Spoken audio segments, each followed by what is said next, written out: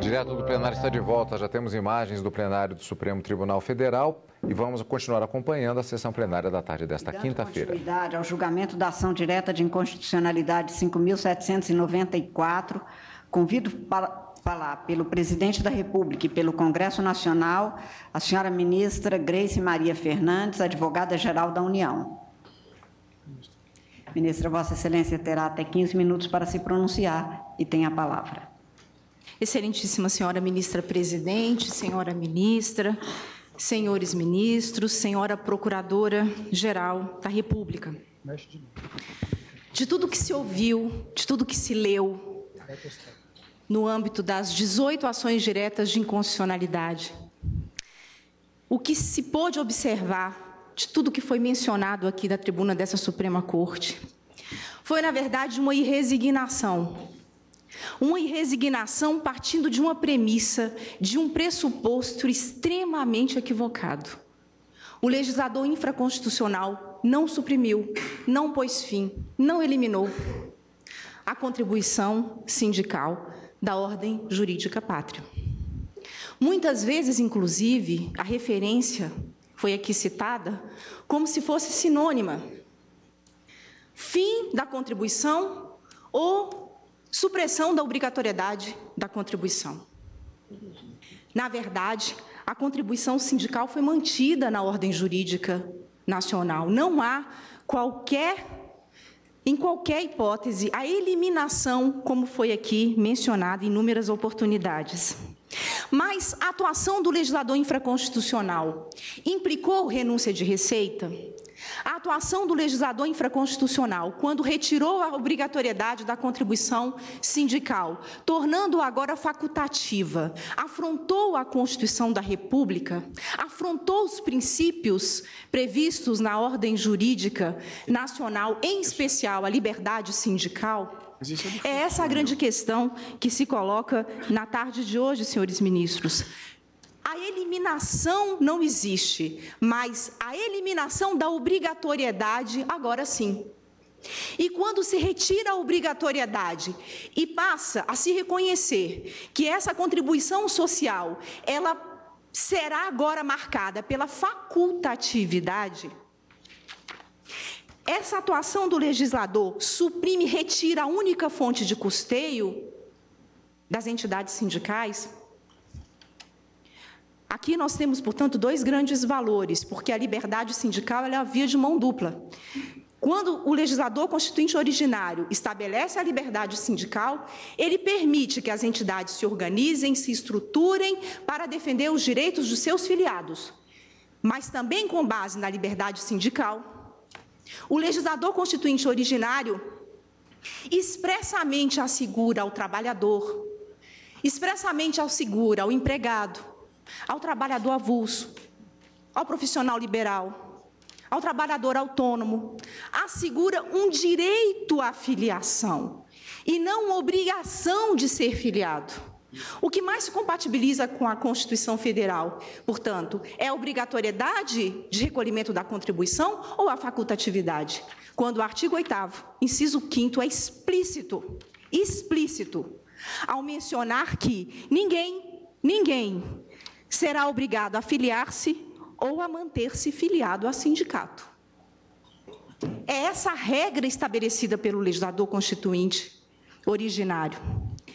Portanto, o que fez o legislador infra foi aprimorar o regime sindicalista no país, tornando mais coerente com essa liberdade também atribuída ao trabalhador o tratamento a ser dado a essa contribuição sindical.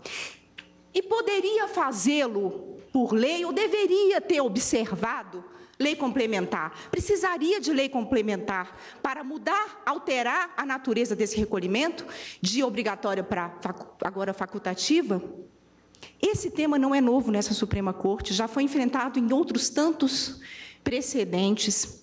Não há na Constituição uma única exigência dessa natureza, de que lei complementar seja imprescindível, necessária para a instituição de contribuições de interesse das categorias profissionais ou econômicas. E essa Suprema Corte enfrentou esse tema no recurso extraordinário 396.266, na ação direta de inconstitucionalidade 4697 e agora, mais recentemente, no recurso extraordinário com repercussão geral 635, 682, em que explicitamente se fixou o entendimento da dispensabilidade da edição de lei complementar para fixação de fato gerador, para fixação de base de cálculo e para a fixação do sujeito passivo de contribuições que são estabelecidas no interesse de determinadas categorias profissionais ou econômicas. Por quê?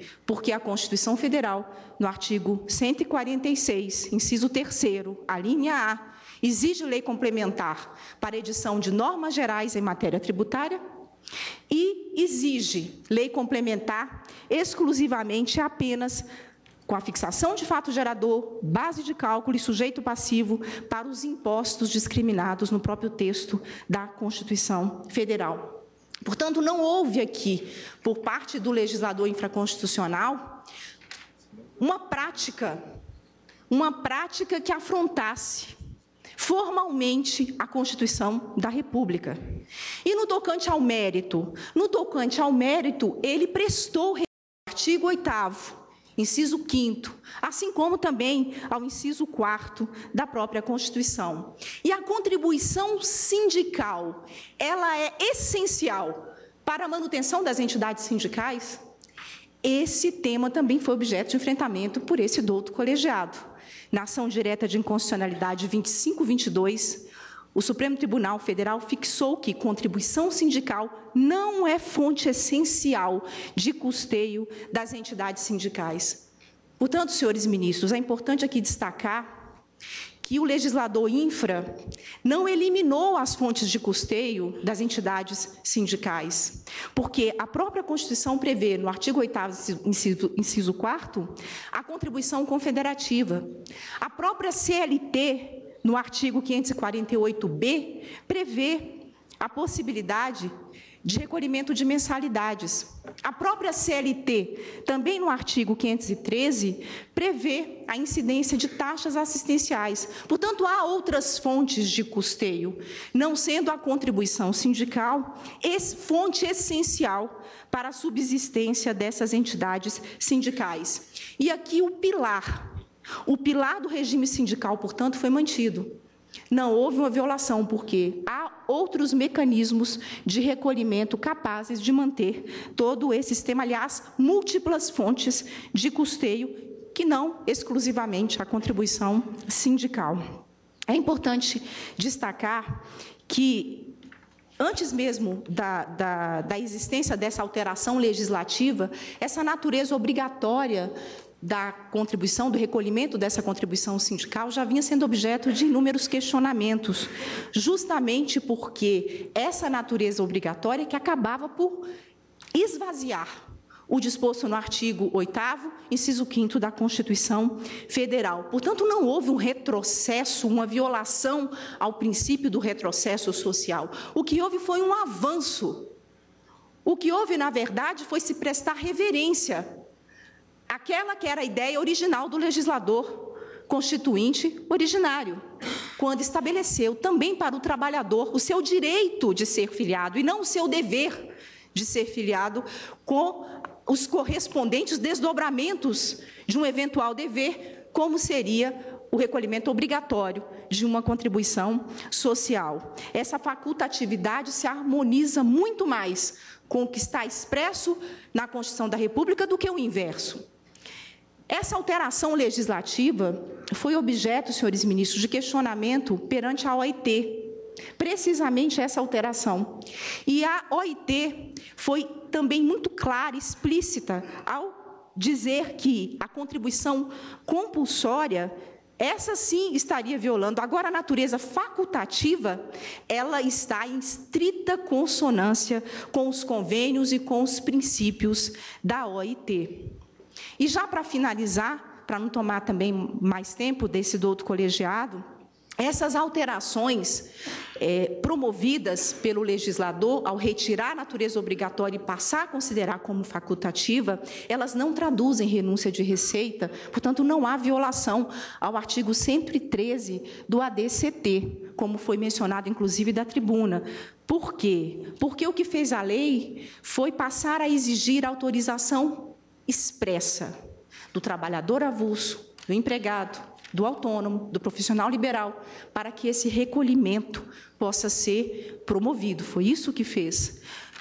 Isso imprimindo aí uma plena concretização ao livre exercício do direito de sindicalização pelos trabalhadores também, que é a essência da Constituição da República. A destinação de 10% desses valores que são recolhidos, porque a facultatividade não eliminou a contribuição, portanto, os valores que serão aí também recolhidos, eles respeitarão, porque não foi objeto de alteração, o artigo 589 da CLT, continuarão a se ter aí também a observância da destinação de 10% da receita da contribuição social recolhida ao Fundo de Amparo ao Trabalhador. Esse ponto não foi objeto de alteração. Portanto, isso evidencia com muito mais razão que não se trata aqui de renúncia de receita. E se não se trata de renúncia de receita, não há que se falar de estimativa necessária, imprescindível, como foi aqui mencionado, inclusive da tribuna, no tocante à estimativa de impacto financeiro e orçamentário, que é o que prevê o artigo 113 da Constituição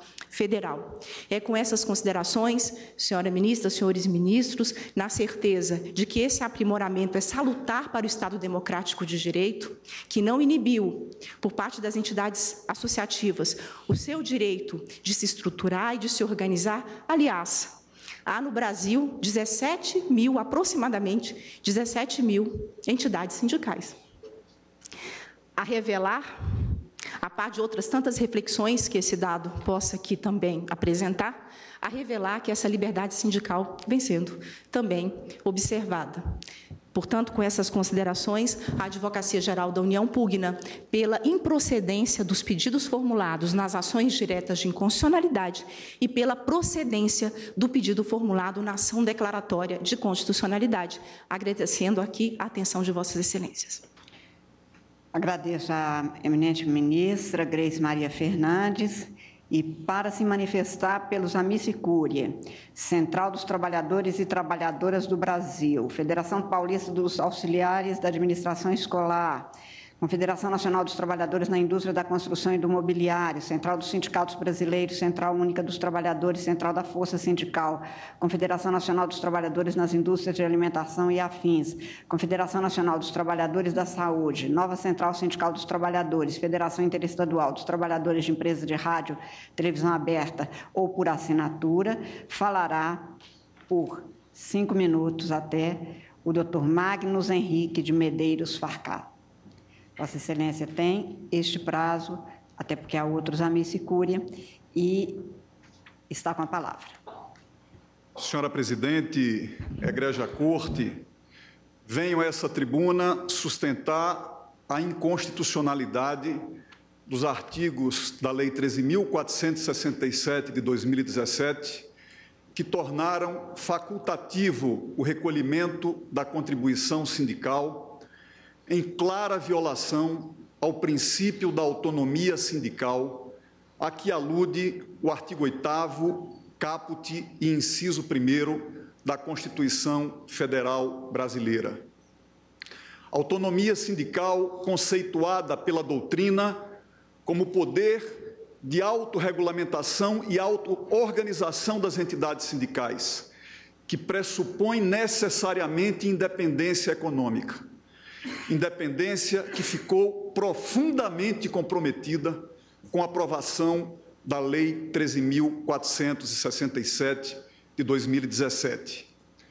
Em matéria publicada em 4 de junho do corrente ano, o jornal O Estado de São Paulo informa que houve uma redução da ordem de 88% da contribuição sindical arrecadada em março do corrente ano, em comparação com os valores arrecadados em março de 2017. Esta redução teve um efeito drástico sobre as entidades sindicais brasileiras, muitas das quais tiveram que alienar parte do seu patrimônio, com o objetivo de manter-se em funcionamento. Entretanto, o mais grave foi a repercussão que se deu sobre as negociações coletivas de trabalho.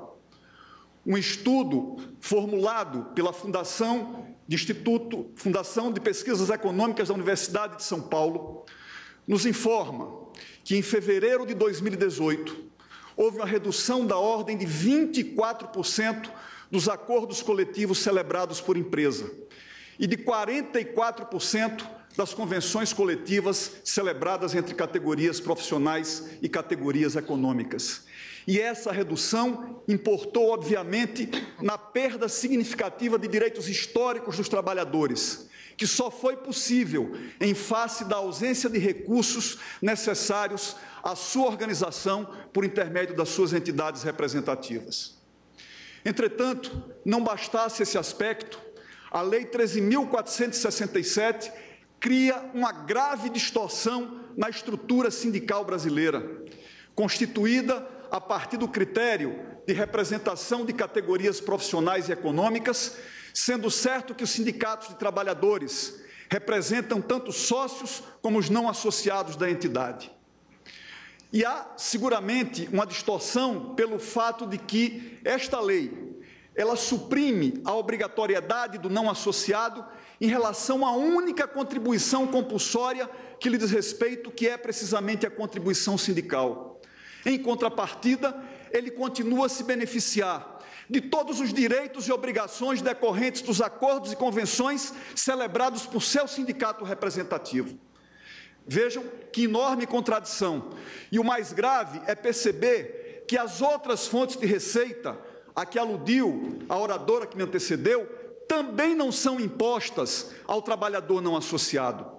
A contribuição confederativa, por decisão dessa colhida corte, através da súmula 666, só pode ser cobrada dos sócios do sindicato.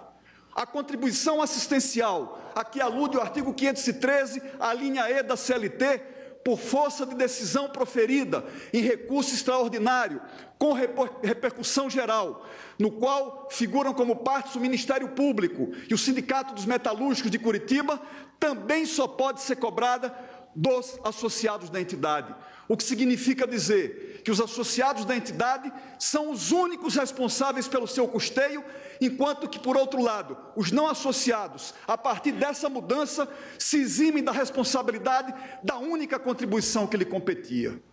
Mas, senhora presidente, eu quero finalizar minha sustentação dizendo que o grande paradoxo da Lei 13.467 é que ela foi aprovada sob o fundamento de que era necessário substituir um modelo de relações do trabalho marcadamente intervencionista e tutelado pela lei por um outro em que prevalecessem os acordos e convenções coletivas de trabalho. E, curiosamente, o que nós assistimos é o legislador dar um protagonismo às entidades sindicais, mas retirar delas a estrutura material necessária para que cumpram com esse protagonismo. Esta contradição evidencia, senhora presidente, que esta disposição que torna facultativa a contribuição sindical não é compatível sequer com o espírito da Lei 13.467. Eu peço a Vossa Excelência, por gentileza, que conclua. Por isso, senhora presidente, nós estamos aqui pugnando pelo acolhimento das arguições de inconstitucionalidade formuladas nas ações propostas como medida de direito e de justiça. Muito obrigado. Agradeço a Vossa Excelência. Pelo Instituto para Desenvolvimento do Varejo, convido a se pronunciar a doutora Vilma Toshiko Tomi. Vossa Excelência também tem até 5 minutos para se pronunciar e está com a palavra. Obrigada, Excelência. Senhora Ministra-Presidente, senhora Procuradora, excelentes senhores ministros e ministras. O IDV, ele comparece hoje nesta ação na condição de amite, na qualidade de contribuinte. Hoje nós estamos vendo aqui ações que foram propostas por entidades patronais e também de trabalhadores. Nesse contexto, qual a condição na qual o IDV vem? O IDV é um instituto que é formado por empresas do setor de varejo. Então, nós estamos falando aqui de empresas que também têm uma representação sindical, que é a sua representação patronal. E, na qualidade de contribuinte, o IDV gostaria de se fazer ouvido por esta Casa, exatamente porque, além das razões que foram brilhantemente expostas pela doutora Grace, da Advocacia Geral da União, e também pelo doutor Gustavo da Aberti, o IDV gostaria de se fazer presente para também ser ouvido em qual contexto? No contexto de que, sendo instituto, ela também é uma entidade sem fins lucrativos, assim como também são as entidades sindicais, que também vivem das contribuições ou das mensalidades, tal qual o IDV. E assim como milhares de outras entidades sem fins lucrativos. Nós temos os CIPs, nós temos organizações sociais nesse país que vivem das mensalidades de seus associados e sobrevivem. Então, quando nós estamos falando aqui, não das mensalidades de seus sócios, mas nós estamos falando aqui de uma contribuição sindical e que foi revogada por uma lei ordinária, que tinha uma previsão em lei ordinária, nós não estamos falando aqui em extinguirmos as entidades sindicais. Ao contrário, a lei ela veio exatamente para privilegiar os verdadeiros sindicatos que representam de uma forma aguerrida os trabalhadores e também as empresas que são representadas pelas entidades patronais. Dizer que de 16 ou 17 mil sindicatos, todos ou uma grande parte seriam extintos, também seria uma falácia, até porque no mundo inteiro, nós temos menos de 2 mil sindicatos. Então, como sobrevivem esses sindicatos? Então, na qualidade de contribuinte, o que nós gostaríamos de deixar aqui registrado? Os sindicatos sobreviverão, e sobreviverão sim, porque são importantes nas relações sociais. O diálogo social é que vai mudar. E esperamos e desejamos que esse diálogo social ele mude para melhor. Em qual contexto? No contexto de que temos que conquistar os trabalhadores. Nós temos que conquistar as empresas que são as associadas dessas entidades patronais. E aqui eu gostaria de fazer uma citação do professor José Cláudio Monteiro de Brito Filho, que é professor doutor da Pontifícia Universidade Católica, e que disse aqui uma crítica. Dentro do modelo de unicidade praticado no Brasil, é uma forma de contribuição antipatizada pelos associados dos sindicatos. Vejam, senhores, nós estamos falando aqui de uma questão que fala da antipatia. E qual a razão dessa antipatia, né? A razão dessa antipatia, ela vem do quê? Ela vem de uma questão ideológica? Não. Ela vem da necessidade de se conquistar os seus representados. Então, hoje, aqui nós estamos falando de uma mudança de paradigma, de uma mudança de comportamento. Nós não estamos falando aqui da mudança de um modelo de organização sindical, mas é de respeito. Então, eu acho que o respeito ao contribuinte ele tem que ser, sim, considerado. A obrigatoriedade não vai tornar melhor essa relação. Ao contrário, faço aqui apenas um ponto. Em 11 de novembro, nós tivemos, portanto, a vigência da lei da reforma. Em março, nós tivemos a questão do desconto da contribuição da parte dos trabalhadores e, de janeiro, a parte da entidade patronal. Muito bem. Quando nós estamos falando desse desconto, e ainda aqui, no mês de junho, estamos discutindo essa questão, e que agora é facultativa, porque franqueou-se ao trabalhador e também às empresas representadas a contribuição, a indagação é, se foi franqueado, qual a razão de não ter existido a concordância? Então, atrás dessa pergunta, está aqui um grande ponto de reflexão a todos os senhores. O que deveremos fazer para conquistarmos, para mostrarmos para as empresas que realmente as suas entidades elas estão representando bem, estão realmente na defesa de seus direitos. E, do mesmo modo, em relação aos trabalhadores. Então, aqui eu pugno pela constitucionalidade e agradecendo a Vossa Excelência pela oportunidade no AMIT. Agradeço a Vossa Excelência. Convido a falar pelo Sindicato dos Escreventes e Auxiliares Notariais e Registradores do Estado de São Paulo, o doutor Marcos Preter Silva. Vossa Excelência também tem até 5 minutos. Tem a palavra.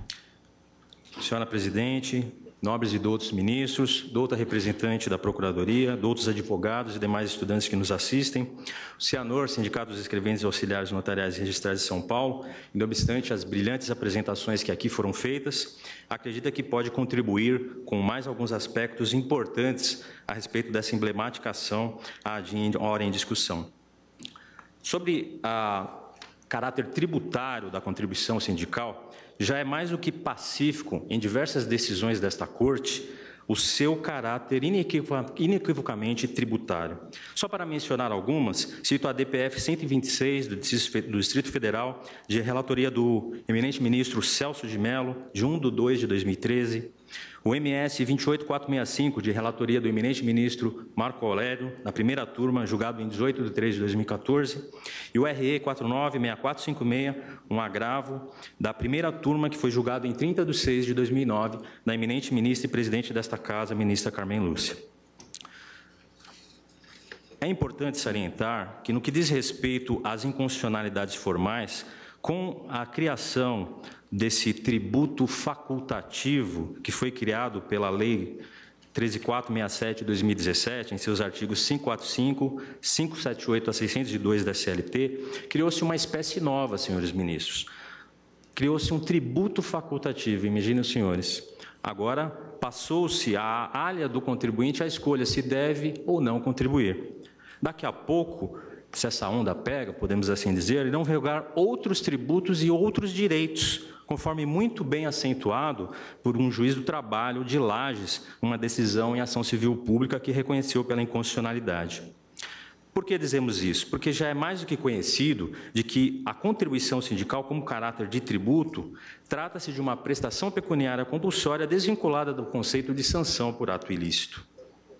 Tanto é que parte desta contribuição, ou seja, 10%, é destinada ao Ministério do Trabalho e Emprego, através do Fundo de Amparo ao Trabalhador na conta especial do emprego e salário, conforme discriminado no artigo 589 da CLT. A destinação desse recurso também está distrito aos sindicatos relacionados com assistência jurídica, assistência médica, assistência odontológica, realização de convênios, estudos econômicos, conforme discrimina o artigo 592 da CLT. Ainda no que diz respeito à inconstitucionalidade por violar a questão da destinação do tributo, apesar do que foi dito anteriormente, houve uma redução drástica da base de cálculo, pois, como já bem colocado, houve uma drástica redução dos contribuintes da contribuição sindical. Chega a superar 50% essa redução. Isso viola, inclusive, a Lei de Responsabilidade Fiscal, no seu artigo 14, conforme já mencionado, que estabelece, só para relembrar, que a concessão ou ampliação de incentivo ou benefício de natureza tributária, do qual decorra renúncia de receita, deve estar acompanhada de uma estimativa de impacto orçamentário financeiro. Em nenhum momento foi apresentada essa expectativa de impacto orçamentário financeiro. E, excelências, nunca antes se necessitou tanto desse custeio que é necessário amparar o Fundo de Amparo ao Trabalhador. Isso quem diz, conforme a mídia, em artigo do jornal Estado de São Paulo, de 11 de maio de 2017, vem com essa manchete: FAT precisará de 79 bilhões do Tesouro até 2020. Boa parte dessa receita vem oriunda dos 10% da contribuição sindical, cuja renúncia não houve uma contrapartida financeira em relação a isso. Daí a inconstitucionalidade desse dispositivo, que o legislador ordinário, infelizmente, não se atentou. Mas há mais, excelências. Encontra-se presente também inconstitucionalidades materiais, por evidente desvio de finalidade na edição da norma. Por que dizemos isso, né? Vamos fazer menção aí a mais uma importante decisão do magistrado da 75ª Vara do Trabalho, em São Caetano do Sul, que em decisão de tutela antecipada, peço vênia para citar parte dela, disse que não há como se afastar o vício de inconstitucionalidade material. Por quê?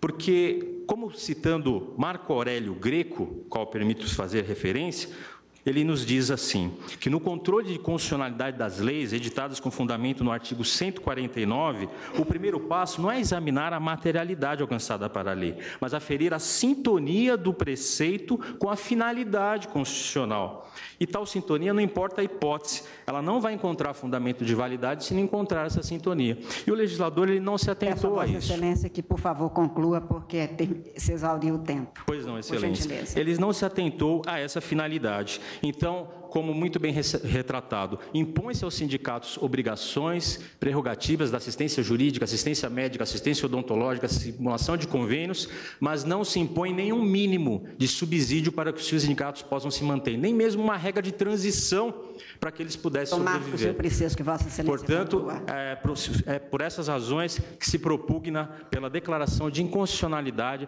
dos dispositivos SUS referidos. Muito obrigado, boa tarde. Agradeço a Vossa Excelência. Convido o doutor Maurício Garcia Palhares Ocum, que se manifestará pela Confederação Nacional dos Notários e Registradores.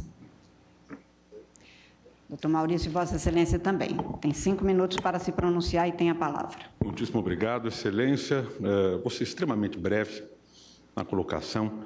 Me permita que eu achei que eu daria uma visão totalmente nova, não fosse a colocação do advogado que me precedeu do Sindicato dos Notários e Registradores de São Paulo. Me parece que o tema tem que ser examinado por um ângulo diferente. Com todas as vendas, não acho que, ainda que eu possa reconhecer a procedência de muitas das argumentações, eu acho que o tema ele comporta um exame diferente. Pela simples, qual a razão fundamental disso? O texto constitucional comina ao Estado a persecução de um plexo de interesses. Em última medida, aqui parafraseando o professor Celso Antônio Bandeira de Mello, a tutela do interesse público.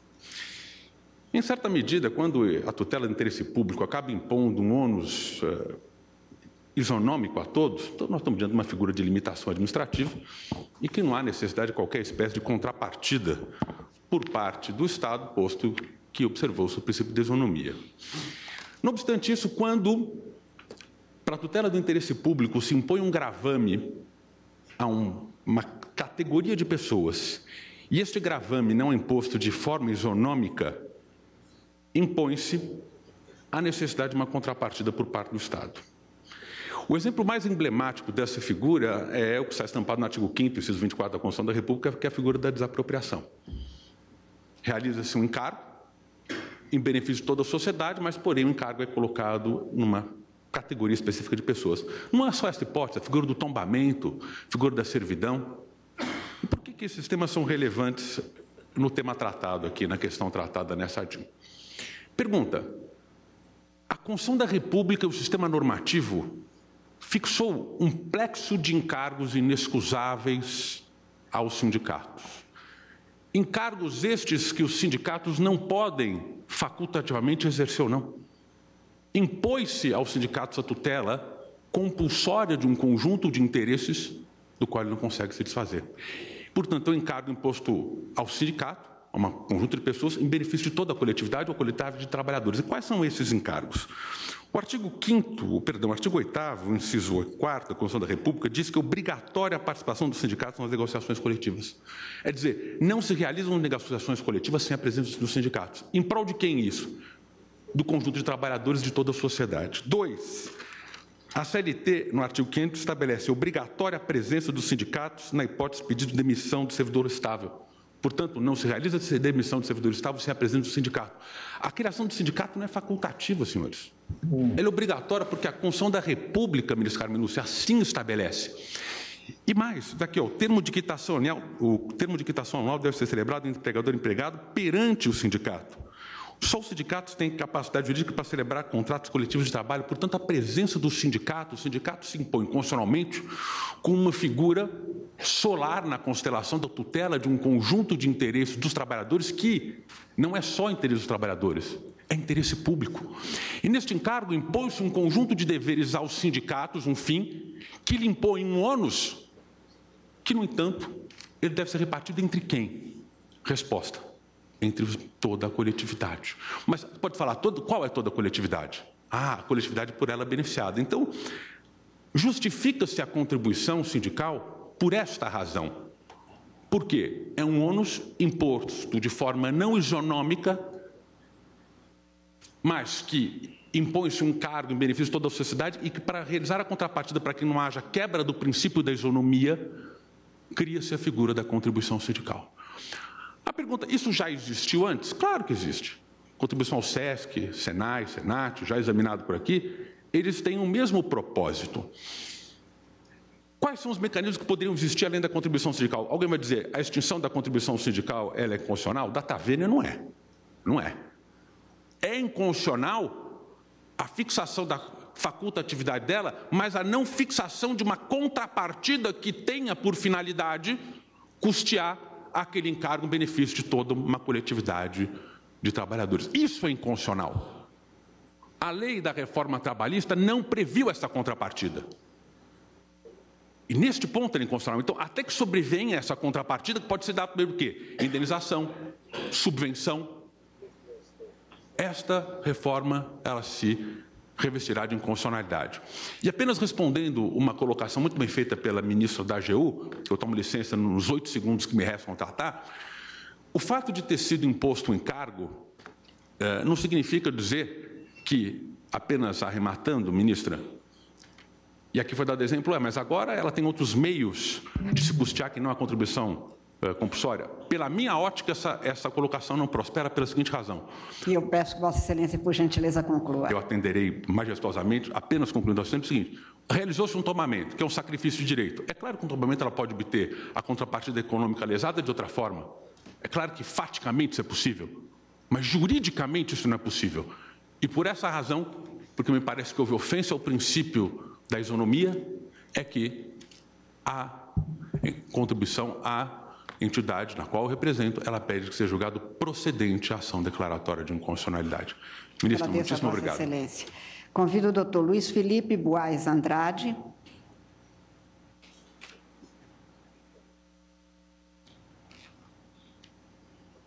A se manifestar pela Confederação Nacional dos Trabalhadores dos Transportes Terrestres e Federação Nacional dos Médicos. Vossa Excelência tem também Senhora Presidente, para se pronunciar. Senhores ministros, senhora representante do Ministério Público, não me resta dúvida que, diante do escopo da lei da reforma trabalhista, o que nós estamos discutindo aqui é o poder econômico, a ação do poder econômico, a tentativa de desmantelar a estrutura hierárquica sindical do país.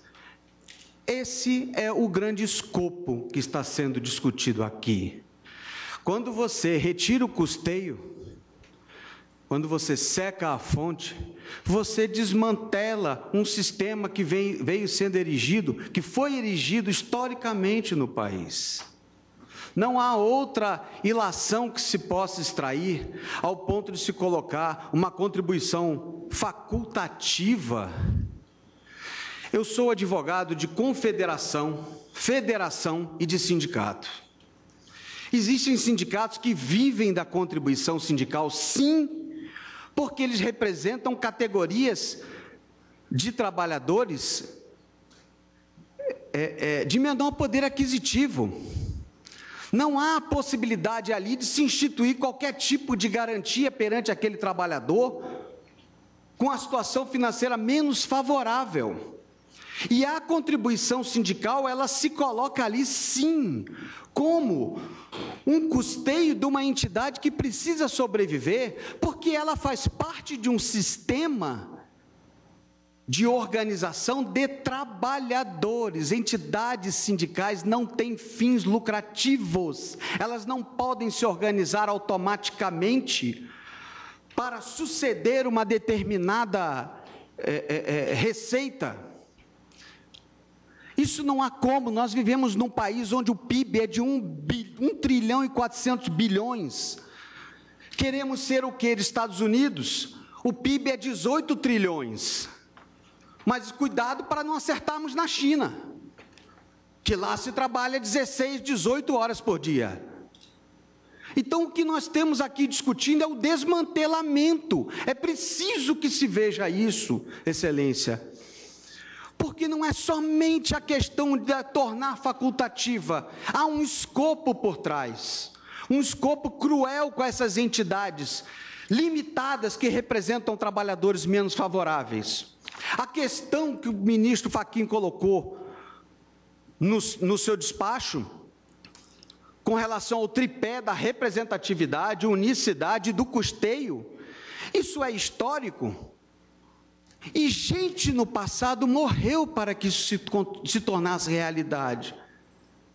Essa legislação, além de tudo, ela é uma legislação traidora, porque ela relegou todo o passado que se houve nesse país aqui, onde muitos deixaram, a Mauri Máscara do Nascimento tem isso no seu tomo, todo o histórico de nosso sindicalismo, está sendo relegado.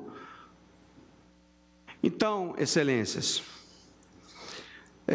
com relação a, eu sei que meu tempo é curto, mas a Confederação Nacional dos Trabalhadores em Transporte Terrestre e a Federação Nacional dos Médicos vêm impugnar pela procedência da ação direta de inconstitucionalidade. Muito obrigado. Agradeço a Vossa Excelência. Convido o doutor Fábio Lemos Zanzão, que falará pela Federação dos Empregados de Agentes Autônomos do Comércio de São Paulo e Sindicato das Empresas dos Serviços Contábeis e das Empresas de Assessoramento, Perícias, Informações e Pesquisas do Estado de São Paulo. Vossa Excelência também tem até 5 minutos e está com a palavra.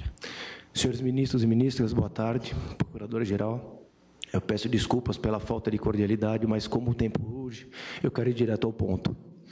Hoje aqui, eu acredito que essa Corte Suprema não tem que discutir a respeito se a contribuição sindical deve ser compulsória ou facultativa. Nós deveremos analisar não só em relação ao direito tributário, ao direito material, mas principalmente em relação ao direito sindical brasileiro e o direito coletivo. E esse tribunal aqui, ele precisa, é o que pugnamos, que ele analise as próprias decisões dessa casa. E por quê? Eu deixo aqui para vocês alguns questionamentos para que nós possamos refletir. Esta casa aqui, se decidir, de acordo com o parecer da Procuradora-Geral, de acordo com a Advocacia Geral da União, terá também que responder alguns questionamentos. Primeiro, as entidades sindicais se tornarão meras associações? Por quê? Essa Corte Suprema já decidiu que o sindicato não se equipara à associação.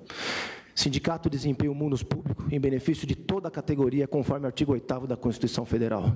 Nós tivemos aqui nessa bancada um instituto, uma associação e uma Advocacia Geral da União que trouxe claramente o posicionamento de que as entidades sindicais representam os seus filiados, e isso não é verdade.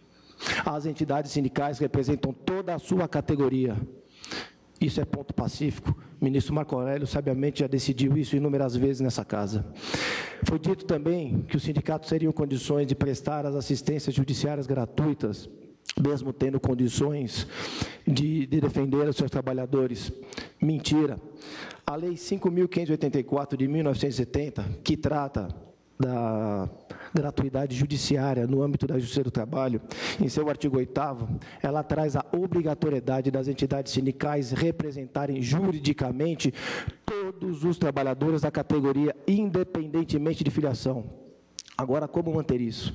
Se transformarmos os sindicatos em meras associações, eu pergunto, representando apenas os filiados e contrariando a jurisprudência já pacificada por essa Corte Suprema, que diferencia sindicato de associação, como ficará a interpretação do nosso artigo 8º da Constituição? É por isso que a Federação dos Agentes Autônomos do Comércio está nessa tribuna defendendo a inconstitucionalidade dessa reforma. Também precisamos pensar no seguinte: as entidades sindicais não mais serão obrigadas a prestarem contas aos tribunais de contas, porque essa Corte Suprema também já decidiu que é devida a prestação de contas pelas entidades sindicais por se tratar de dinheiro público.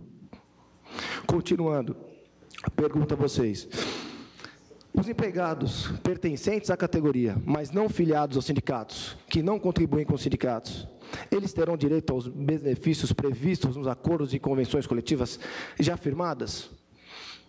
Hoje, o sindicato ele é obrigado a ingressar com as ações coletivas. Como o nobre colega disse, nós temos inúmeras atribuições, inúmeras obrigatoriedades, e essas obrigatoriedades não estão só em acordos coletivos, convenção coletiva, só que nós somos obrigados e legitimados a mandado de segurança coletivo, ao mandado de injunção, à ação civil pública e a executar a sentença coletiva em benefício de toda a categoria, independentemente de autorização prévia, diferentemente das associações que vieram aqui defender a constitucionalidade dessa reforma.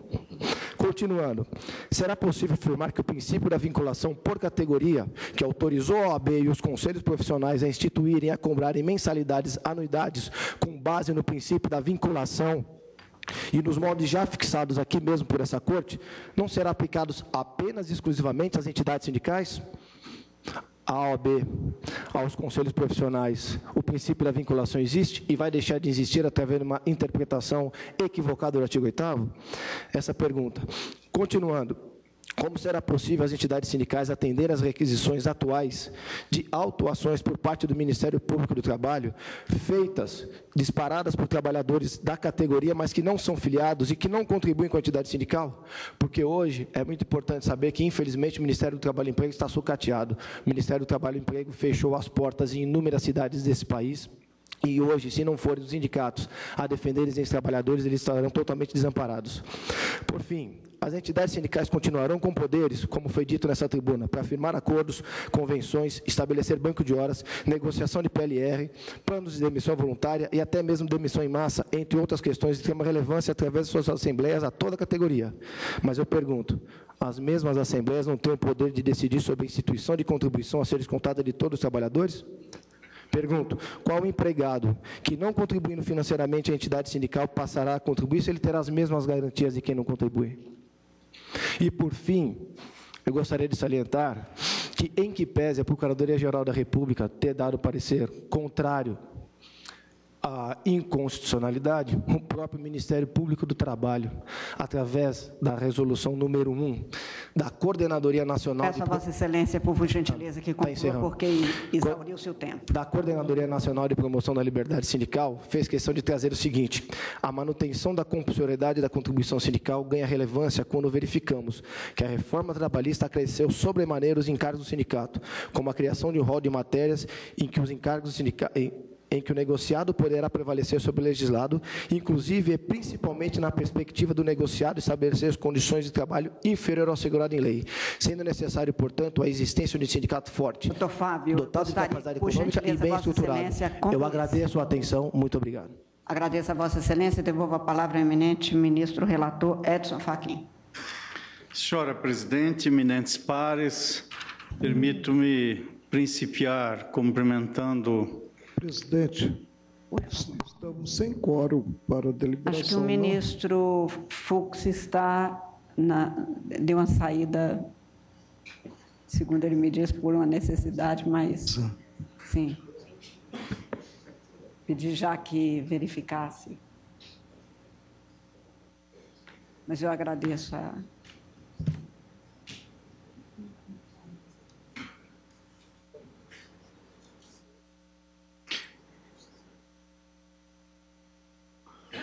Posso prosseguir, senhora presidente? Apenas aguardando a confirmação da presença do ministro Fux na casa e se ele está... Pois não, o ministro Fux está vindo e está na casa, saiu apenas para cumprir uma...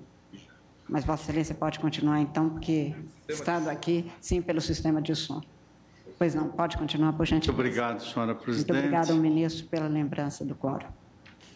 Como dizia a senhora presidente, ao saudar Vossa Excelência, os ilustres pares, gostaria de principiar o voto, senhora presidente, enaltecendo a riqueza das sustentações orais, que cada uma a seu modo e à luz das diretrizes que sustenta, mostrou que a premissa da relevância jurídica, mas também social e em tantos horizontes é efetivamente inequívoca. E nada melhor do que ter uma gama de representações que trazem a este Supremo Tribunal Federal as suas contribuições para que, afinal, de uma forma ou de outra, este tribunal dê às partes, aos seus diversos amici curiae, a resposta que entender adequada constitucionalmente, partindo, portanto, do exercício que hoje aqui se faz, que não é apenas o exercício do poder-dever de proferir votos, mas também do dever de escutar as razões e enfrentar as razões arrostando os respectivos argumentos. Ao lado dessa observação inicial, senhora presidente, também gostaria de deixar pontuado, desde logo, que da tribuna houve reiteração do pedido cautelar. Portanto, embora estejamos aqui a começar a julgar o mérito, e eu vou me pronunciar no mérito, creio que nada mais relevante nesse julgamento, quer tenhamos condições materiais de concluí-lo ou não, acho relevante que se delibere num momento que Vossa Excelência entender adequado sobre esta questão cautelar, se não se avançar na apreciação do mérito, que é, obviamente, o ideal. Eis que, no meu modo de ver, nada melhor do que a deliberação colegiada, que, aliás, é mais consentânea com a própria estrutura normativa de uma ação direta de inconstitucionalidade. Dito isso, senhora presidente, a questão que se coloca é precisamente o que está na base das múltiplas razões que conduziram ao ajuizamento de praticamente 2 dezenas de ações diretas de inconstitucionalidade. E, portanto, a questão está em saber se há ou não conformidade constitucional das alterações que a legislação impugnada, a Lei 13.467 do ano pretérito, essas alterações que se projetaram sobre a consolidação das leis do trabalho, se tem ou não conformidade à luz dos parâmetros constitucionais. Portanto, a resposta que, meu ver, se almeja seja dada por esse Supremo Tribunal Federal é sobre esse juízo de conformidade ou desconformidade. E é disso que, na condição de relator, exerço aqui a tentativa, ao menos, de cumprir com 2 deveres constitucionais. De um lado, o dever constitucional da fundamentação, que está no inciso 9º da Constituição Federal, do seu respectivo dispositivo que cuida desta matéria, que é o artigo 93. E, de outro lado, a celeridade processual. Portanto, tentando atender essas 2 perspectivas e compreendendo que, depois do meu voto, ainda remanescem 10 votos a serem proferidos, vou tentar desincumbir-me do dever de fundamentação e no tempo mais breve possível. Ministro Fachin, se Vossa Excelência me permite, eu proporia ao Tribunal exatamente que, considerando a relevância da matéria e que conseguimos incluir na pauta no prazo devido, desde o mês passado, conforme Vossa Excelência tinha já deliberado e liberado para a pauta, podemos dar prosseguimento e, após o voto de Vossa Excelência, se não seguimos hoje, temos sessão amanhã pela manhã e daremos sequência exatamente com este julgamento, deixando os processos de amanhã para a primeira sessão subsequente, de tal maneira que a gente consiga realmente realizar o julgamento. Mas apenas para tranquilizar Vossa Excelência sobre a possibilidade de darmos fim ao julgamento na forma prevista. Eu agradeço, Vossa Excelência. E Vossa Excelência continua com a palavra. Muito à ordem, senhora presidente. Eu tenho um compromisso eleitoral amanhã que vai me impossibilitar de vir à sessão. Vossa Excelência, depois do voto do ministro Fachin, eu faria uma manifestação bem simples. Eu vou juntar o voto. Pois não. Então, hoje ouvimos o voto do ministro Fachin e, neste caso, o voto do ministro Luiz Fux. Por favor, tenha a palavra. Pois não, senhora presidente. Portanto, aqui o que está efetivamente submetido a esses parâmetros constitucionais são vários os dispositivos da Constituição, mas nomeadamente os incisos 2º e 3º do artigo 146, o parágrafo 6º do artigo 150 e o artigo 159 da Constituição, é saber se esses parâmetros acolhem ou não essa alteração, por assim dizer, para utilizar-se dos vocábulos que aqui foram empregados, da transformação da contribuição sindical, da sua compulsoriedade para a sua facultatividade. E, nesse sentido, vou ao encontro de uma observação que foi feita da tribuna, não necessariamente para manifestar concordância com a conclusão, mas quanto a uma das premissas, também entendo, e creio que isto, a rigor, raramente se colocou nessa demanda, não está mesmo em questão a existência ou não da contribuição sindical no ordenamento jurídico brasileiro. O debate que está posto aqui é esse que acabo de pontuar, da conformidade constitucional ou não das alocuções que a nova lei introduziu, quais sejam. E aqui cito, entre aspas, as introduções e essas alocuções especificamente quanto ao pagamento da contribuição sindical. Entre aspas, o que a lei trouxe, desde que por eles devidamente autorizados, desde que prévia e expressamente autorizadas, autorização prévia e expressa, condicionada à autorização prévia e expressa dos que participarem de uma determinada categoria econômica profissional, e ainda a expressão que autorizaram prévia e expressamente o seu recolhimento aos respectivos sindicatos, como também observada a exigência de autorização prévia e expressa prevista no artigo 579 dessa consolidação, e ainda a expressão que optarem pelo recolhimento da contribuição sindical, e, por último, a expressão que venha autorizar prévia e expressamente o recolhimento. São todas essas expressões que emergem da Lei 13.467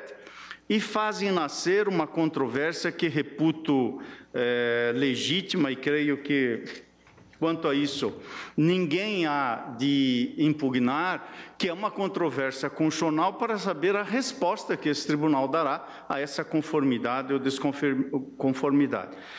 Onde encontro fundamento para dar essa resposta? Em primeiro lugar, creio que em todos os pronunciamentos dessa Corte Constitucional há um tripé essencial em face do qual a resposta do tribunal se articula, se consolida e se publiciza. Em primeiro lugar, o que dispõe a Constituição Federal sobre essa matéria? Em outras palavras, a Constituição não é apenas possibilidade, mas também é um limite.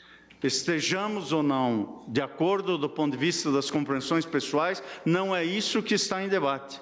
A Constituição é a mesma para todos. Então, o primeiro pilar desse tripé é sabermos nos dispositivos constitucionais onde está a direção para encontrar esta resposta. Em segundo lugar, o segundo pilar diz respeito a saber de precedentes que esse Supremo Tribunal Federal tem sobre a matéria, no todo ou em parte. Eis que a matéria em si, ela se apresenta nova nesse tribunal, até porque a legislação é recente, mas cabe ver se alguns desses aspectos, por exemplo, a natureza dessa contribuição, já foi ou não objeto de um escrutínio em debates e deliberações desse tribunal. E, por último, o terceiro pilar, no plano da construção do que se chama de doutrina, ou seja, da literatura jurídica, o que é que a literatura jurídica traz a contribuição para esta compreensão?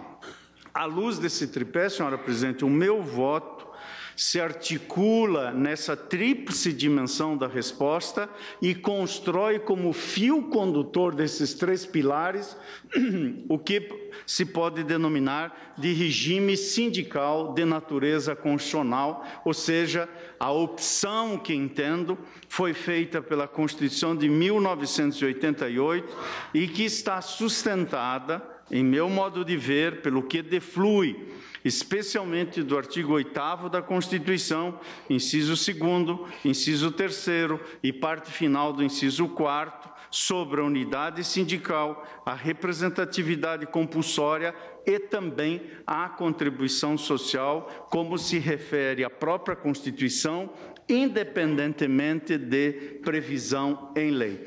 Para chegar ao regime constitucional de 88, no meu voto, senhora presidente, eu procuro traçar um percurso histórico da formação desse regime sindical desde o começo do século XX, passando pelo decreto 979, de todos conhecido, chegando às décadas posteriores e, nomeadamente, no modelo da década de 30. Cito doutrinadores que cuidaram desta matéria, especialmente a Maria Mascaro do Nascimento, na sua obra em coautoria com Sônia Mascaro Nascimento, Marcelo Mascaro Nascimento, denominado Direito Sindical, para chegar a Constituição de 1934, que trouxe importante inovação para o sistema sindical brasileiro, reconhecendo em seu artigo 120, caput e parágrafo único, a pluralidade e completa autonomia sindical nos termos que ali foi referido. Vem, nada obstante, o Estado Novo e a Constituição imposta, que, numa base evidentemente arbitrária, institui um modelo de unicidade sindical em que se agrupavam categorias sobre a representação possível de apenas um sindicato e que, naqueles termos, seria, ainda que utilizando-se de alocuções diversas, mas seria a rigor controlado pelo próprio Estado, e por isso, na sequência, foi editado o Decreto 1402 de 1939, que estabeleceu expressamente ser privativa dos sindicatos reconhecidos pelo Estado a representatividade de categorias e celebração de convenções coletivas. Esse conjunto de normas jurídicas atingiu, portanto, no final da década de 30 do século passado, o epílogo de um processo de dirigismo estatal sobre a organização sindical. E ali o Estado fixou regras sobre a administração dos sindicatos, sobre as eleições sindicais, proibiu a greve e o lockout, considerando-os antissociais, nocivos ao trabalho e ao capital. Este modelo de 1937 edificou a base disso que se pode chamar de regime sindical brasileiro e que restou em 1943 reapreendido e, por assim dizer, nessa mesma perspectiva, aurido pela CLT, que aperfeiçoou o intervencionismo estatal na estrutura sindical e nos sindicatos em si, apresentando diversas condições para sua organização e administração sobre as eleições, o enquadramento e a contribuição social.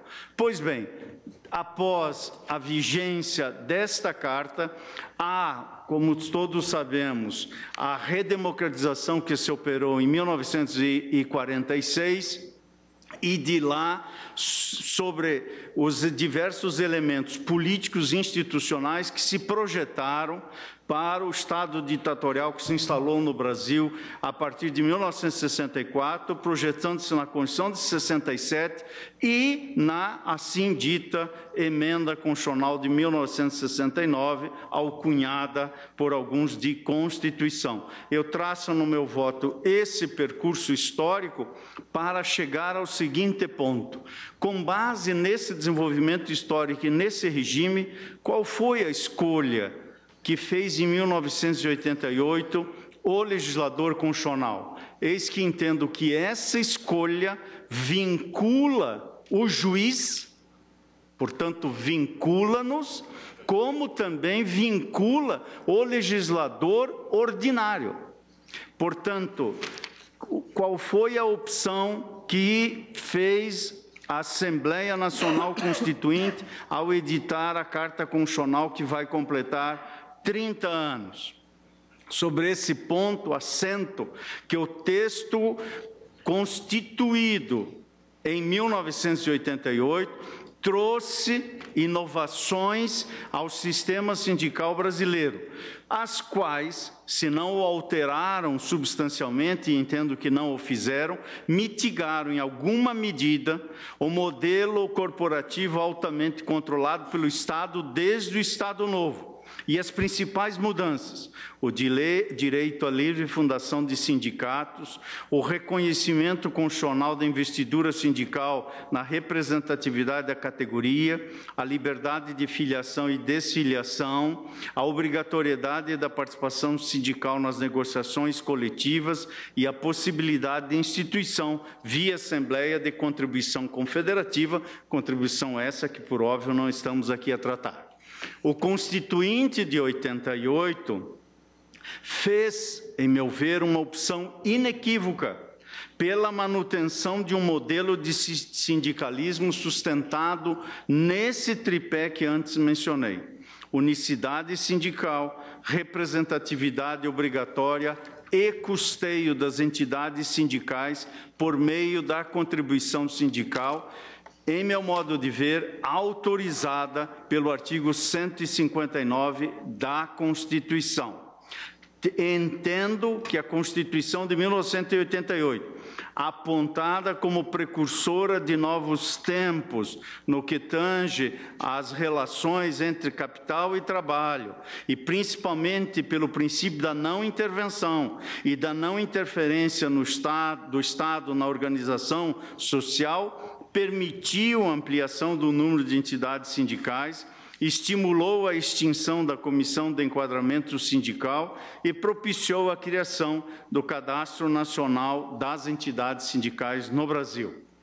Nada obstante, importante parece-me insistir que o modelo jurídico-constitucional sindical brasileiro deva ser, por força da opção feita pela Constituição de 88, considerado em sua integralidade, especialmente em face da necessidade de harmonização das regras essenciais que sustentam o referido sistema e as diretrizes nacionais e internacionais acerca do tema. Nesse contexto, mesmo que a unicidade sindical e, consequentemente, a representação sindical compulsória por categoria não sejam consideradas as melhores características de um modelo sindical, é preciso reconhecer que tiveram função histórica, especialmente na década de 40, quando disperso no território nacional o conjunto dos trabalhadores se apresentou para as negociações com os empregadores com a voz em torno de uma entidade cujas prerrogativas foram úteis para definir posição e defesa do interesse de seus substituídos. E, portanto, senhora presidente, entendo que, neste ponto, a Constituição fez uma opção por definir-se em torno da compulsoriedade da contribuição sindical nessa sistemática que entendo que é possível aurir da opção que o Constituinte fez em torno de um regime sindical integral. Pois bem, se assim entendo, o que diz a literatura jurídica ou a doutrina sobre esta matéria? E aqui começo citando algo que quiçá traduz um pouco os paradoxos e a direção desta matéria e que se encontra em meu voto, que é a lição proferida pelo professor Valdir Perrini na obra A Inconstitucionalidade do Fim da Contribuição Sindical Obrigatória Compulsória e o Quadripé do Peleguismo, numa obra chamada Reforma Trabalhista Ponto a Ponto, organizada, entre outros, pelo professor José Afonso da Legrave Neto. Disse o professor Perrini, abro aspas, trocando em miúdo das duas uma, ou se elimina de uma vez por todas a unicidade sindical e seus desdobramentos remanescentes mediante alteração constitucional, que traslade ordenamento jurídico para as bandas da pluralidade, elegendo como responsáveis pelo custeio da organização do sindicato exclusivamente aqueles que se beneficiam com sua atuação, ou se mantém o sindicato único com a excrescência representada pelo dever de representar e defender os direitos de associados e de não associados, mantendo-se a única fonte de custeio existente para propiciar essa hercúlea tarefa sobre os ombros de todos os beneficiários, sob pena de fragilizar a organização sindical de forma incompatível com o delineado constitucionalmente e propiciar o enriquecimento sem causa dos não associados que, paradoxalmente, continuariam se beneficiando com a atuação do sindicato sem precisar custeá-la. Nesta medida, também cito em ordem doutrinária, uma obra que considero marco nesta matéria e que está publicada na revista do TST de abril e junho de 2015, volume 81, página 95, da autoria do professor Dr. Ives Gandra da Silva Martins. Pai, e, portanto, nesta medida, disse o professor Ives, a contribuição objetiva a garantir a existência de movimentos sindicais de trabalhadores e patronais, sendo na dicção do artigo 8º, inciso 4º, a exata razão de sua exigência como perfil de natureza tributária. Sobre este ponto, há precedente deste Supremo Tribunal Federal no recurso extraordinário 180-745, relator, o eminente ministro Sepúlveda Pertence, perante a primeira turma. O julgamento foi publicado em 8 de maio de 1988, aonde Sua Excelência assentou a recepção pela ordem constitucional vigente da contribuição sindical compulsória prevista no artigo 578 CLT e exigível de todos os integrantes da categoria, independentemente de sua filiação ao sindicato, resulta do artigo 8º, 4º, parte final da Constituição. E nesse voto, disse o eminente ministro Sepúlveda Pertence, cito entre aspas, isso está às páginas 721 e 22 da revista do julgado que citei e da publicação em Diário da Justiça de 8 de maio de 98. Disse Sua Excelência, a relatividade da liberdade sindical, como efetivamente concretizada na lei fundamental, deriva, sobretudo, da preservação de duas marcas características do modelo corporativista resistente: a unicidade, inciso 2 do artigo 8º, e a contribuição sindical de natureza tributária, parte final do inciso 4º do artigo 8º, que só com a unicidade poderia subsistir. E mais adiante disse o eminente ministro Pertence, em síntese, se a inequívoca manutenção do regime tributário da contribuição sindical, e aí ele cita no voto artigos 8º, inciso 4º e 149 da Constituição, é o que dá na Constituição as dimensões reais da muito relativa liberdade sindical afirmada. Não se pode tomar isoladamente a afirmação desta no caput do artigo 8º e tentar negar o que no inciso 4º, parte final, está patente e há de ser levado em conta para reduzir o alcance efetivo da proclamação retórica da liberdade do sindicato, disse o ministro Sepúlveda Pertence. E nesse julgamento, o eminente ministro também, Carlos Mário da Silva Veloso, assentou o seguinte, também cito, primeiro que tudo é preciso distinguir a contribuição sindical, contribuição instituída por lei, de interesse de categorias profissionais, artigo 149 da Constituição, com caráter tributário, assim compulsória da contribuição confederativa, instituída pela Assembleia Geral da Entidade Sindical, Constituição Federal, artigo 8º, inciso 4º.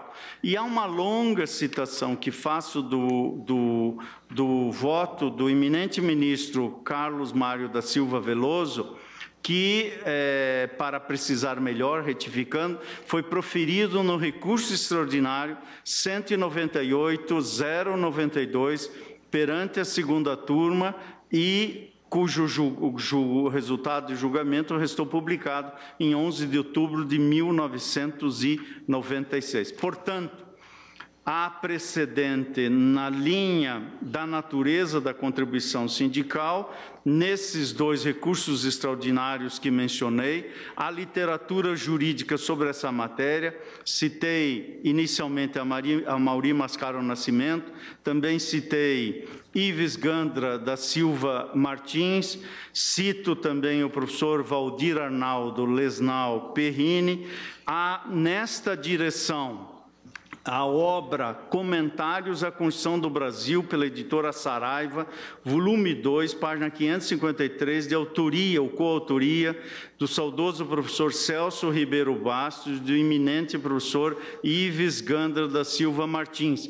Me escuso de reproduzir o trecho em que se colocam precisamente nesta direção e arremato estas citações, senhora presidente, com o texto do professor e também magistrado paranaense Luiz Eduardo Gunter, que tratou, portanto, do aspecto específico do financiamento das entidades sindicais à luz da reforma trabalhista e das diretrizes normativas vinculantes estatuídas na Constituição de 1988, aonde Sua Excelência, o eminente magistrado, concluiu que exigir dos sindicatos uma postura ativa, sem que existam condições materiais para esse desempenho, é criar insegurança jurídica. Cito o trecho que aqui estou a mencionar.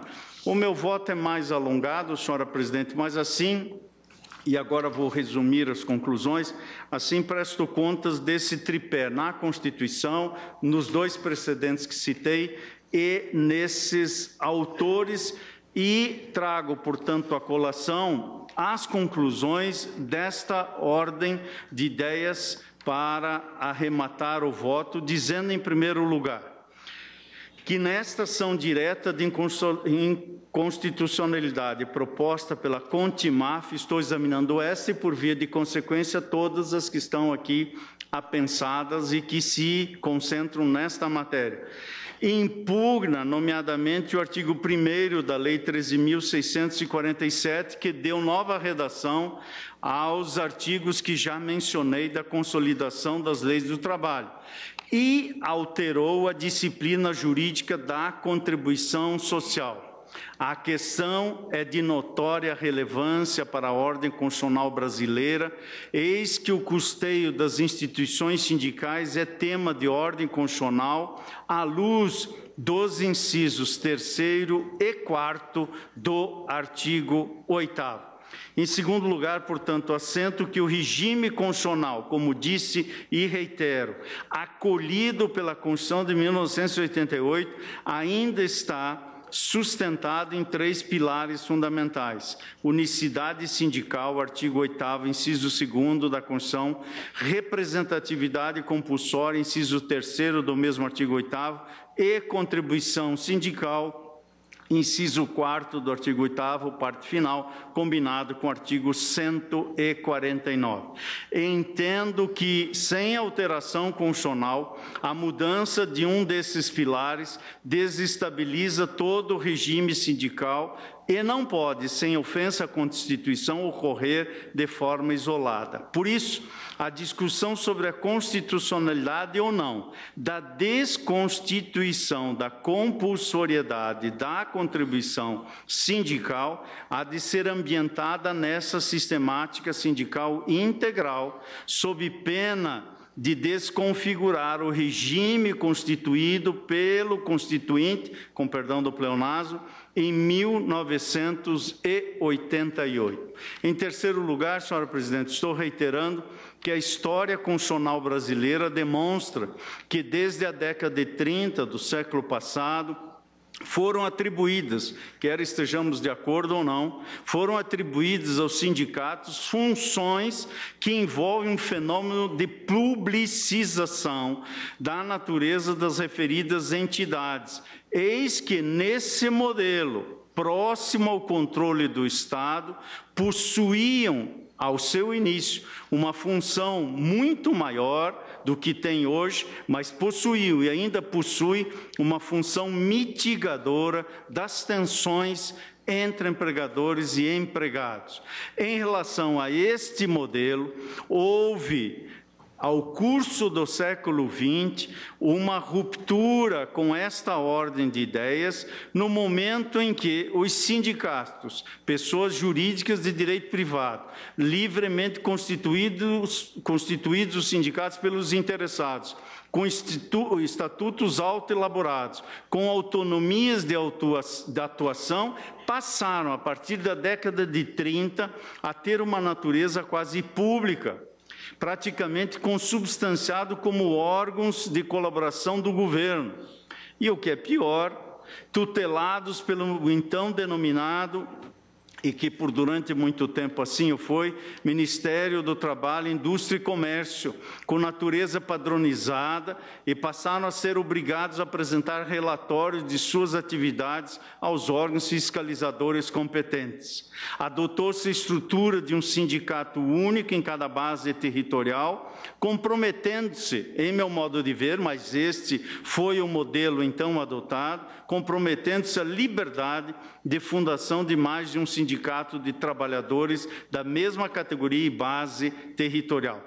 Esse foi o modelo da Constituição autoritária de 1937, o modelo da unicidade sindical sobre a representação de um único sindicato e, àquele tempo, praticamente controlado pelo Estado.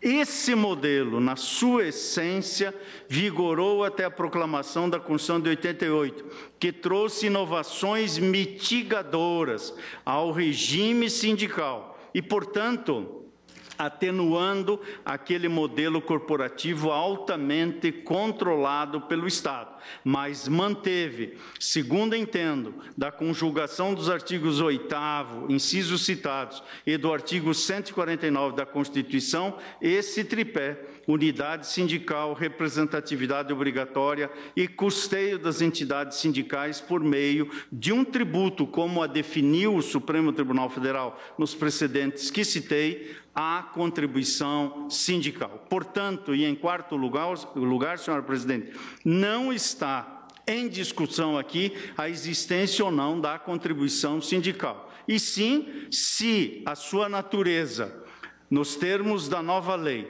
pode conviver com a Constituição, sendo facultativa, ou se a opção constituinte a impõe como compulsória. As alocuções que estão na nova lei e que antes me referi, previamente autorizadas, condicionada à autorização prévia expressa e assim por diante, que li todas as expressões dessa ordem de ideias e que estão na Lei 13.467, fazem emergir essa controvérsia quanto à conformidade constitucional. Em quinto lugar, essa resposta passa pela compreensão da natureza da referida contribuição. E sobre isso, nos autos, entendo que a controvérsia não se chegou a verticalizar muito, embora aqui se percebeu nas sustentações orais, por evidente divergência quanto a isso. Mas, de qualquer sorte, há precedentes desse Supremo Tribunal Federal e o assento na doutrina jurídica, especialmente no texto que citei, do professor Ives Gândara da Silva Martins, sobre a natureza tributária da contribuição, que entendo presente nos precedentes desse Supremo Tribunal Federal e também na doutrina especializada que citei. Nesta medida, e em sexto lugar, entendo que a nova lei desinstitucionaliza de forma substancial a principal fonte de custeio das entidades sindicais e a torna, como se disse, facultativa nos termos da nova redação que restou dada aos dispositivos da CLT.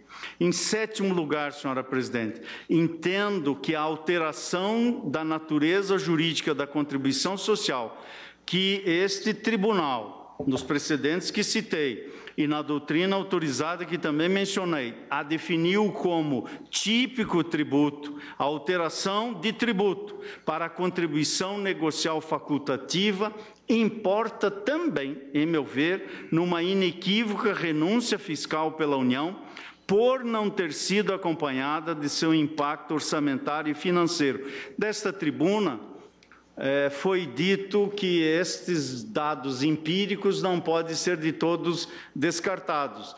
E aqui vou ao encontro da sustentação que fez, embora não ao encontro da conclusão da outra sustentação que aqui foi feita.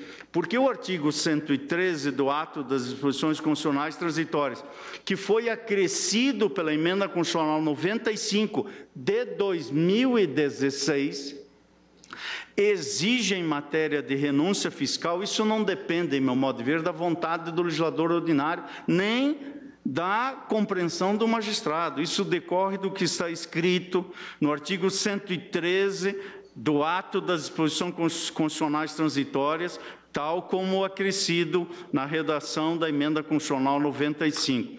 E aqui, com todas as vênias da sustentação feita pela ilustre ministra, advogada-geral da União, entendo que, considerando que a contribuição sindical obrigatória tem destinação específica estabelecida por lei, estando 10% do valor arrecadado dos empregados destinado à denominada conta especial emprego e salário, que está na base do FAT, como se sabe, deste fundo, constitui, nesse particular, receita pública.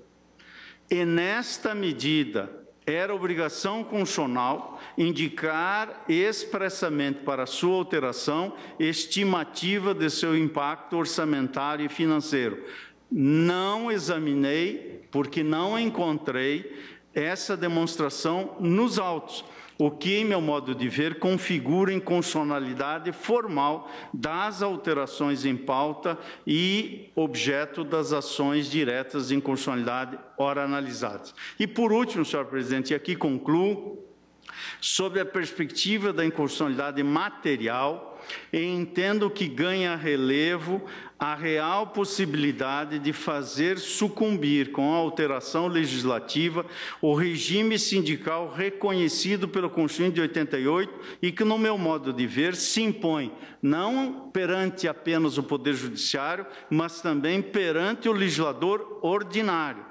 Isto porque, ao manter-se na sistemática constitucional que temos hoje vigente, a unicidade sindical e a obrigação de representação de toda a categoria, incluindo associados e não associados, a inexistência de uma fonte de custeio obrigatório, em meu modo de ver, isto inviabiliza a atuação do próprio regime sindical previsto na Constituição. Entendo que essa foi a opção da Constituição, estejamos ou não de acordo com ela, e a unicidade sindical e a representatividade obrigatória, sem esse custeio, por meio de um tributo que está autorizado constitucionalmente, em meu modo de ver, na parte final do artigo 8º, desafiam o modelo sindical brasileiro e, ainda que de forma diferida, entendo que se projetam para uma ofensa àquilo que foi constitucionalmente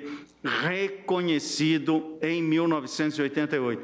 Sem pluralismo sindical, a facultatividade da contribuição destinada ao custeio dessas entidades pode se tornar um instrumento que obsta o direito à sindicalização, que inequivocamente foi reconhecido pela Constituição. E corre-se, portanto, aqui potencial real risco de atingir o seu núcleo essencial, vale dizer, existência e cumprimento de obrigações constitucionalmente previstas, até porque o próprio legislador infraconstitucional reafirmou e reforçou o poder de negociação sindical. E, ao fazê-lo, à luz da Constituição, entendo, com todas as vênias da compreensão em sentido diverso, que evidentemente são sustentáveis, mas concluí que não poderia sustentar o legislador infraconstitucional, de um lado, o poder de negociação sindical, que é coerente com o pluralismo, mas, por outro lado, manter a unicidade sindical e, assim, em meu modo de ver, atinge a capacidade concreta e de funcionamento institucional das entidades. Portanto, senhora presidente, com base no artigo 8º, incisos 1, 2, 3 e 4 ao seu final, e 149, com base na doutrina que mencionei, especialmente dos professores Ives Gandra da Silva Martins, Amaury Mascaro Nascimento, Evaldir Perrini, com base nos precedentes que citei. Citei 2, mas há outros que estão em meu voto. RMS 21758, recurso extraordinário 180-745, agravo regimental em agravo de instrumento 456-634 e também recurso extraordinário 493-456, bem como recurso extraordinário 198-092, ou seja, com base nesses dispositivos da Constituição, nessa doutrina e nesses precedentes, tenho que a Lei 13.467, além de formalmente inconstitucional, também sob a perspectiva material, quando torna facultativa a contribuição sindical, sem que se tenha alterado a unicidade sindical e a representatividade extensiva a toda a categoria, é também inconstitucional. Portanto, o voto que trago à colação, senhora presidente, é no sentido de conhecer a apresentação de inconstitucionalidade e julgar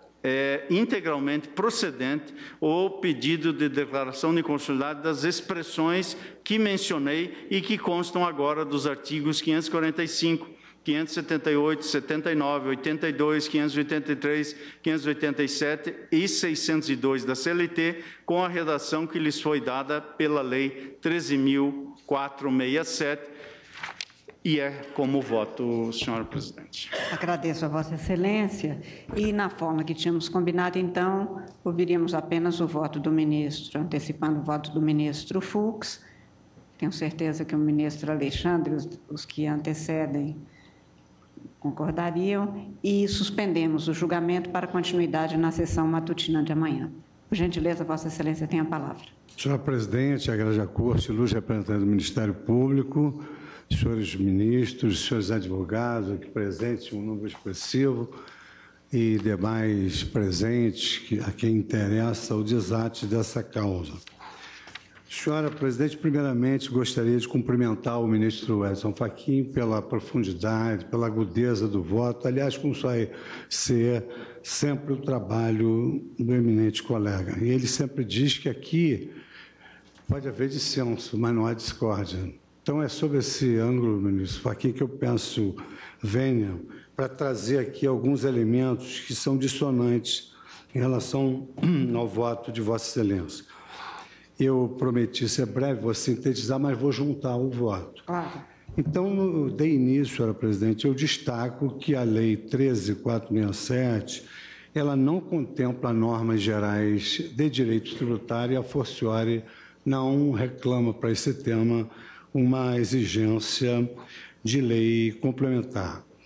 Por outro lado, a Constituição ela é expressa ao abordar a exclusão de crédito tributário que demandaria uma lei complementar, e que, segundo a própria Constituição, no artigo 150, parágrafo 6º, essa exclusão do crédito tributário ocorreria com redução da base de cálculo, subsídio, isenção, concessão de crédito presumido, anistia ou remissão. Não há nenhuma referência à concessão de outros benefícios. O Supremo Tribunal Federal ele é muito adstrito a essas expressões reproduzidas do Código Tributário para a Constituição, tanto assim que no Constituição Ordinária 550-652, o ministro Ricardo Lewandowski destacou que a exigência de lei específica prevista no artigo 150, parágrafo 6º, que era a exclusão do crédito tributário, restringe-se às concessões dos benefícios nele mencionados. Por outro lado, senhora presidente, eu também, sob um ângulo material, eu repugno de forma urbana e com todas as vênias a peste de atentado contra a isonomia tributária. Eu verifico aqui que a lei exige prévia e expressa anuência de todo e qualquer trabalhador para o desconto da contribuição sindical. Sendo assim, o critério utilizado pela norma ele é homogêneo e ele é igualitário. E também, como consequência lógica da premissa anterior, se não se trata de tributo, não há motivos para invocar limitações ao poder de tributar. Também sustenta-se que a compulsoriedade da contribuição sindical teria força constitucional. Eu vou ao artigo 8º, inciso 4º da Constituição, e leio: a Assembleia Geral fixará a contribuição que, em se tratando de categoria profissional, será descontada em folha para custeio do sistema confederativo da representação sindical, independentemente da contribuição prevista em lei. A parte final do dispositivo deixa claro que cabe à lei dispor sobre a contribuição sindical, não havendo nela qualquer comando ao legislador que determine a compulsoriedade da exação. O argumento teórico básico em favor da cobrança forçada de taxa para custeio dos sindicatos reside no problema de que pode haver free riders, ou seja, pessoas que se aproveitam do sindicato para que promove negociações coletivas e acabam tendo efeitos ultrapartes. Mas isso só acrescenta o poder político dos sindicatos. E eu digo que, e aqui é um detalhe interessante, porque alega-se que isso seria uma produção subótima dos sindicatos, em razão exatamente de promoverem ações e deduzirem pretensões em favor dos sindicalizados. E aqui eu destaco que foi a ratio essência da lei, numa interpretação histórica, que, longe de haver uma produção subótima de sindicatos, é amplamente conhecido o problema da proliferação de organizações sindicais no Brasil. Esse problema, inclusive, foi apontado na exposição de motivo. E eu vou ler só um trecho dessa exposição de motivo. A existência de uma contribuição de natureza obrigatória explica em muito o número de sindicatos com registro ativo existentes no país. Até março de 2017, eram 11.326 sindicatos de trabalhadores e 5.186 sindicatos de empregadores, segundo os dados obtidos pelo Ministério do Trabalho. Comparativamente, isso que me chamou muita atenção, no Reino Unido, em contraposição aos nossos 11.000 de empregados e 5.000 de empregadores, no Reino Unido há 168 sindicatos, na Dinamarca 164, nos Estados Unidos 130 e na Argentina 91. Aí dizem os legisladores, um dos motivos que explica essa distorção tão grande entre o número de sindicatos existentes no Brasil e em outros países do mundo é justamente a destinação dos valores arrecadados com a contribuição sindical. Somente no ano de 2016, a arrecadação da contribuição sindical alcançou a cifra de R$ 3.960.000. Portanto, eu digo que o legislador democrático constatou que a contribuição compulsória vinha gerando uma oferta excessiva e artificial de organizações sindicais, o que configura, notadamente, uma perda social em detrimento dos trabalhadores. Esses números estratosféricos de sindicatos não se traduzia em um correspondente aumento de bem-estar de qualquer categoria. A nossa própria Corte já reconheceu que normas afastando o pagamento obrigatório da contribuição sindical não configura indevida interferência na autonomia nem no sistema sindical. E aqui eu cito o ADI 2522 do Tribunal Pleno, da relatoria do ministro Eros Grau.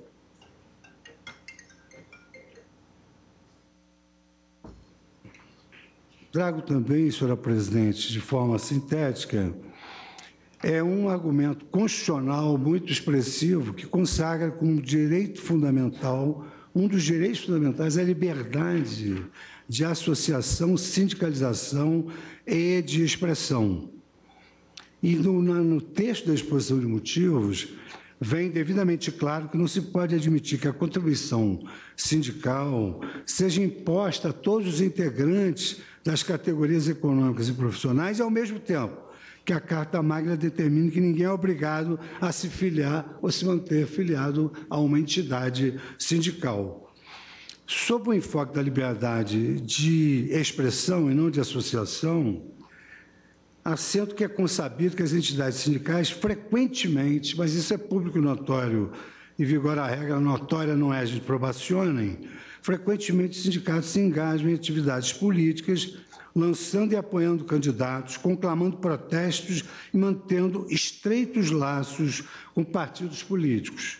Ocorre que o discurso político é o núcleo por excelência da liberdade de expressão. Ao exigir que indivíduos financiem atividades políticas com as quais eles não concordam, por meio de contribuições compulsórias a sindicatos, o regime anterior certamente vulnerava a garantia fundamental da liberdade de expressão. Eu trago aqui um caso emblemático da Corte Suprema dos Estados Unidos, a maior democracia do mundo, e esse julgado ele é exatamente do dia de hoje. American Federation of State and Municipal Employees.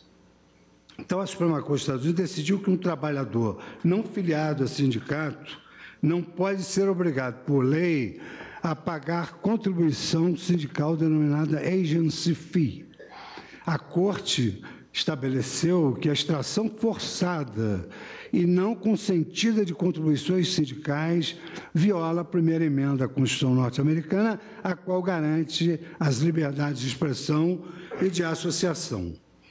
A Suprema Corte rebateu dois argumentos semelhantes aos lançados pelos requerentes da presente ação. Primeiro, quanto à alegação de que, sem as contribuições obrigatórias, haveria enfraquecimento da atuação dos sindicatos, anotou que em 28 estados em que a lei proibindo as exações compulsórias, milhões de trabalhadores continuam a ser representados por sindicatos, não tendo ocorrido prejuízo ao que eles denominam de labor peace, ou seja, paz laboral.